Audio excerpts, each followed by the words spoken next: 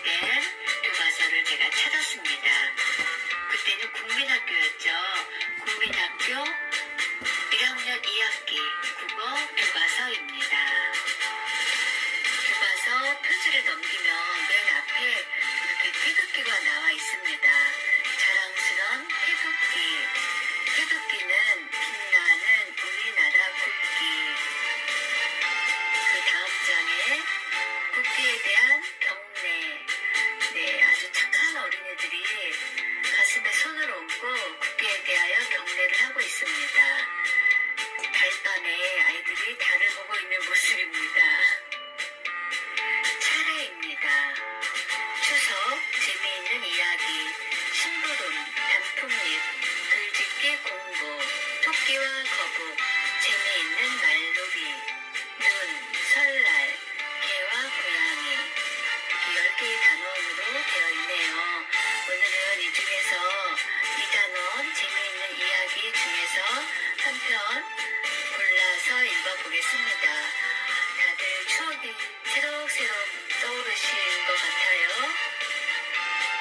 재미있는 이야기 중에서 다람쥐에게 얻어맞은 날 짐승들 읽겠습니다. 숲속에 다람쥐가 살고 있었습니다. 맞춤법이 지금이랑 좀 다릅니다. 있었습니다인데 읍니다로 쓰여 있습니다. 다람쥐는 부지런히 먹이를 모아 두었습니다. 날짐승들은 먹이가 떨어졌습니다. 꿩이 다람쥐를 찾아갔습니다. 예, 다람쥐야, 내가 왔다. 먹이를 좀 가져와. 다람쥐는 화가 났습니다. 다람쥐는 꿩의 볼을 때렸습니다. 꿩의 볼에는 지금도 얻어맞은 자국이 남아 있습니다. 비둘기도 다람쥐를 찾아갔습니다. 예, 욕심쟁이야, 먹을 것을 좀 줘. 다람쥐는 또 화가 났습니다. 뭐? 나더러 욕심장이라고? 듣기 싫어. 다람쥐는 비둘기의 뒤통수를 때렸습니다. 비둘기는 비틀거리며 달아났습니다. 비둘기의 뒤통수에는 지금도 퍼렇게 멍이 들어있습니다. 까치도 다람쥐를 찾아갔습니다. 까치는 얌전히 말하였습니다. 먹을 것을 좀 나누어 주시오. 예, 그러시오. 당신은 얌전하게 말씀하시는군요. 다람쥐가 먹을 것을 가지고 왔습니다. 까치는 먹을 것을 얻어 가지고 돌아왔습니다. 네, 이 단원에서는 말의 중요성을 얘기한 것 같습니다. 다람쥐에게 먹이를 얻기 위해서 꿩, 비둘기, 까치 이렇게 찾아갔는데 꿩은 다람쥐에게 볼을 얻어 맞았어요. 비둘기는 뒤통수를 맞았어요.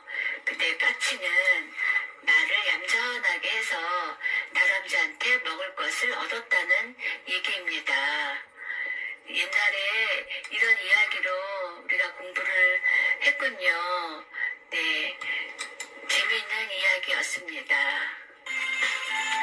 오늘은 1977년도 국민학교 1학년 2학기 교과서에 나와 있는 이야기를 읽어보았습니다.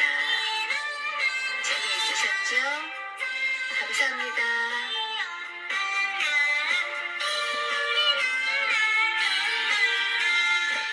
지금 좋은 나라가 아니잖아. 엉망인 나라가 되고 있잖아.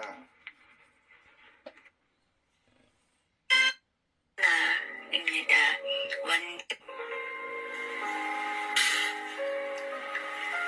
안녕하세요. 책과 함께하는 시간입니다. 오늘은 곰돌이 푸 서두르지 않아도 괜찮아입니다. 원작 곰돌이 푸, 옮기니 정은희. 이 중에서 몇 개 골라서 읽어보겠습니다. 일관적인 태도가 내 모습을 지켜 사람이 되고 싶나요? 그렇다면 주변에 휩쓸리지 않는 단단한 마음을 가져야 해요. 그러기 위해서는 항상 예의를 지키고 신중하게 행동하며 벽이 없이 친구를 대할 때도 성실한 태도를 잃지 않도록 해야 해요. 간혹 예의 없고 제멋대로 행동하는 무리에 둘러싸여 있을 때도 원래 모습을 지킬 수 있어야 합니다. 사소하지만 내가 할 수 있는 작은 일부터 주변의 작은 일조차 해결하지 못하는데 어떻게 드넓은 세상에 나가 내 몫을 감당할 수 있을까요?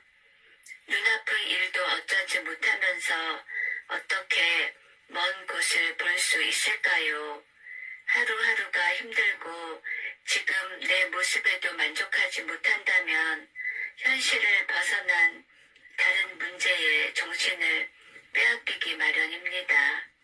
대부분 시간만 뺏길 뿐 아무리 생각해도 답이 없는 문제들이죠. 이런저런 생각을 하는 것도 필요하지만 일단은 내가 할 수 있는 주변의 작은 일부터 제대로 해내는 것은 어떨까요? 무엇을 소중히 여기는지가 그 사람을 보여줘요. 그 사람이 무엇을 소중하게 여기는지를 살펴보면 그가 어떤 사람인지 알 수 있습니다. 위기가 닥쳤을 때 다른 이의 안보를 먼저 생각하는 사람도 있고 잃어버린 돈을 생각하는 사람도 있을 거예요. 누구나 돈의 중요성을 잘 알고 있지만 사람을 먼저 생각하는 사람은 다른 사람들의 안부를 확인하기 전엔 아마 돈에는 신경조차 쓰지 않을 겁니다. 저는 서울 명동 나이키 매장의 점장입니다. 오늘은 창립 기념 행사로 정가 20만 입니다. 작은 노력이 쌓여 만들어지는 행복. 꾸준히 노력하는 것은 허허벌판에 조금씩 흙을 쌓아 올려 큰 산을 만드는 것과 같습니다. 딱 한 바구니의 흙만 더 올리면 되는데 그만 지쳐 포기해버린 것은 아닌가요? 타의가 아니라 자의로 말이지요. 산이 높아질수록 점점 더 힘들어지고 지쳐서 조금만 더 하면 완성된다는 사실을 미처 깨닫지 못한 건 아닌지요. 작더라도 조금씩 내딛는 한 걸음이 꾸준히 행복으로 가는 길을 내고 있다는 걸 기억하세요. 지금 노력한 대가는 언젠가 나를 찾아올 거예요. 눈코 뜰 새 없이 바쁘고 해야 할 일이 산더미라서 정작 하고 싶은 일은 하지 못하는 괴로운 나날을 보내고 있진 않나요? 기억해요. 이럴 때 열심히 노력한 대가는 나중에 어떤 식으로든 반드시 내게 온다는 걸요. 돌아온다는 걸요. 내 노력으로 위기를 극복하면 자신감을 얻을 수 있고 원했든 원하지 않았든 한번 경험해서 익힌 지식과 기술은 나의 가능성을 높여주니까요. 삶은 한 발 한 발 나아가는 길고 긴 여정. 배움의 목적은 한평생 자신의 마음을 끊임없이 갈고 닦는 것입니다. 그것은 끝이 없는 길고 긴 여정이고 앞으로도 나아가야 할 길은 한참 남았으니 사소한 일로 끙끙대지 말고 조금 느긋한 마음으로 한 발 한 발 걸어 나가요. 현명한 사람은 주위를 환하게 만들어요. 성격이 온화하고 너그러우며 매사에 당당하면서도 거만하지 않은 사람, 예의 바르지만 딱딱한 인상을 풍기지 않는 사람, 이런 사람들과 함께 있으면 분위기가 환해집니다. 이런 이들은 중용의 마음을 지닌 사람이에요. 겉으로 보이는 타인의 행복에 흔들리지 마세요. 누구나 행복을 꿈꾸고 풍요로운 생활을 원하죠. 그런데 사실 행복을 결정짓는 것은 우리가 사는 인생 그 자체가 아니라 마음이에요. 다른 사람들이 말하는 행복의 조건이나 겉으로 보이는 행복은 하늘을 떠도는 구름과도 같습니다. 그걸 잡으려고 하면 아무리 애써도 잡을 수 없거나 손에 닿아도 금방 사라져버리고 말 거예요. 일단 해보고 나서 생각해도 늦지 않아요. 해보지도 않고 난 못해, 역부족이야 라고 습관적으로 선을 긋고 있지는 않나요? 정말 나의 능력이 부족한 것이라면 최선을 다해도 도저히 해낼 수 없어 결국 포기하게 되겠지요. 하지만 해보지도 않고 못한다고 한탄하는 건 스스로의 가능성을 좁히는 일일 뿐이에요. 일단 해보고 나서 생각해요. 그래도 늦지 않거든요. 다른 사람의 행복은 나에게도 전해져요. 내게 무엇이 득이 될지 생각하기에 앞서 어떻게 하면 모두가 즐겁고 행복할 수 있을지 생각하는 사람, 무심코 한 행동이 주변을 웃음으로 가득 차게 만드는 사람, 그런 사람은 정말 멋져요. 자연스럽게 행복을 전파하는 그런 사람들은 자기 자신도 정말 행복해 보이거든요. 다른 사람을 용서하면 나도 더 행복해집니다. 기분 나쁜 일을 당해서 화가 났나요? 혹시 그 사람이 반성하고 생각을 바꾼다면 용서해 주는 게 어떨까요? 그도 당신에게 무척 고마워할 거고 당신도 기분이 좀 나아질 거예요. 그런 일을 오래 끌면 끌수록 별로 유쾌하지 않은 과거에 계속해서 얽매이게 될 수도 있어요. 내 마음을 굳이 불행으로 밀어넣을 필요가 있을까요? 내 안에서 원인 찾아보기. 다른 사람이 나를 알아주지 않는 것에 속상할 때가 있죠. 그럴 땐 탄식하기보다 먼저 내가 상대방에게 이해받을 수 있도록 노력했는지 한 번만 생각해봐요. 나를 인정하지 않는다고 무작정 상대를 탓하거나 좌절하기보다 내가 정말 인정받을 만했는지 말이에요. 진심으로 좋은 사람이 되고자 한다면 주변 사람들을 사랑하고 친구를 존중하며 한결같이 겸허한 자세로 배우고자 하는 마음으로 살아가는 건 어려운 일입니다. 하지만 그런 사람이 되고 싶다고 굳게 다짐했음에도 능력이 부족하여 목표를 이루지 못한 사람은 없을 거예요. 진심으로 맑고 바른 마음으로 살아가기로 결심했다면 당신의 마음은 이미 맑아지기 시작했을 테니까요. 즐거울 때도 괴로울 때도 나를 놓지 말아요. 우연히 마주친 행운 덕에 삶이 순조롭게 흘러간다고 해서 자만하거나 게으름을 피우면 그 행운은 오래 머물지 않아요. 삶이 거센 파도에 부딪혀 흔들릴 때에도 자기 자신을 잃지만 않으면 언젠가는 그 위기에서 벗어날 수 있답니다. 즐겁든 괴롭든 어떤 상황에서도 자신의 마음을 지키는 이야말로 현명한 사람입니다. 간절한 마음으로 살다 보면 완벽한 사람을 꿈꾼다고 해서 어느 날 갑자기 180도 바뀌기는 힘들 거예요. 우리는 사람이기 때문에 가끔 작은 실수를 하기 마련입니다. 그래도 정말 간절히 바라며 계속 노력한다면 내가 바라는 모습에서 크게 벗어나는 일이 줄어들 거예요.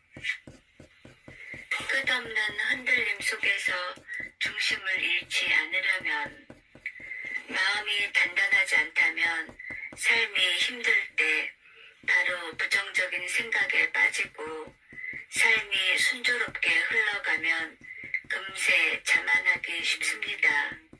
내 마음을 온전히 들여다보는 사람은 어떤 상황에서도 자신의 마음을 바탕으로 판단함으로 중심을 잃지 않습니다.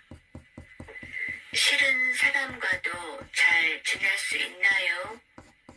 항상 자신이 편한 사람하고만 어울린다면 생각이 더 넓어지기 어려워요. 비슷한 풍경은 우리에게 익숙한 편안함을 주지만 그 풍경에만 머물러 있다면 세상에 더 멋진 풍경이 많이 있다는 것을 알 수 없는 것처럼 말이에요. 그래서 지혜로운 사람은 좋고 싫음에 상관없이 교제의 폭이 넓고 기본적으로 타인에게 호의적입니다. 자신에게 익숙한 사람만 찾지 않고요. 일단 타인을 향해 마음의 문을 열면 늘 익숙하게 흘러가던 나의 일상에도 멋진 일이 생길지도 몰라요. 100번의 말보다는 한 번의 행동. 하고 싶은 말이 있다면 먼저 행동으로 보여주세요. 말을 내뱉었으나 행동이 그 말을 따라가지 못하는 것은 안타까운 일입니다. 반대로 행동을 먼저 하면 말에 설득력이 생기죠. 당신의 이야기에 귀를 기울여주는 사람도 많아질 거예요. 느리더라도 조금씩 앞으로 걸어가 봐요. 15살에 학문의 뜻을 두어 꾸준히 노력했으나 자립할 수 있었던 것은 30살이 되어서였다. 시간이 흘러도 꾸준한 배움의 자세를 잃지 않은 덕에 40살에는 형식에 얽매이지 않고 사고할 수 있게 되었다. 50살이 되자 내가 무엇을 하기 위해 태어났는지 알게 되었고 60살에는 다른 사람이 하는 말을 왜곡하지 않고 똑바로 이해할 수 있게 되었다. 내 마음이 원하는 대로 행동해도 사람의 도리를 벗어나지 않게 된 것은 70살이 되어서야 가능해졌다. 공자가 말년에 자신의 인생을 돌아보며 한 말입니다. 역사에 이름을 남긴 성인도 천천히 그리고 조금씩 나아갔다는 사실을 기억하세요. 분명한 목표가 있으면 삶의 자세도 변해요. 분명한 목표가 있는 사람은 자제력을 잃거나 시간을 헛되이 쓰지 않아요. 그런 사람은 말만 늘어놓기보다는 행동으로 먼저 보여주고 벽을 부딪혔을 때도 성공한 다른 사람들을 연구하며 자신의 단점을 고쳐 나갑니다. 그런 사람은 스스로를 매일 조금씩 고쳐 나가며 성장하고 그렇게 어제보다 오늘 조금 더 나은 성숙한 인간이 되어가죠. 한 사람이라도 진심을 주고받을 친구가 있나요? 먼 곳에서 친구가 찾아오면 정말 기쁘겠지요. 삶의 목적이란 무엇인지, 배움이란 무엇인지, 그런 진지한 이야기를 나눌 수 있다는 것은 얼마나 행복한 일인가요? 그런 친구와 마음을 터놓고 대화하는 시간을 소중히 여긴다면 우리의 인생도 풍요로워질 거예요. 곰돌이 푸, 서두르지 않아도 괜찮아 였습니다. 감사합니다.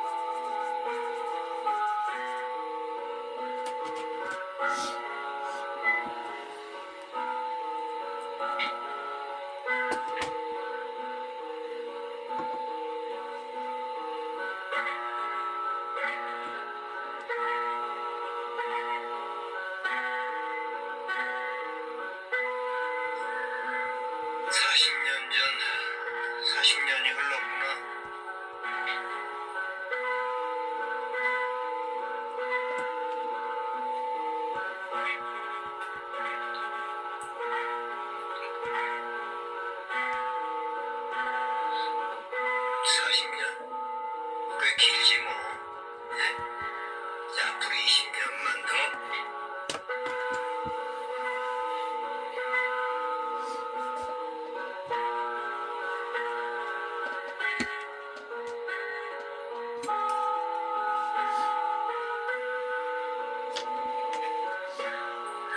네다섯 곡은 있었던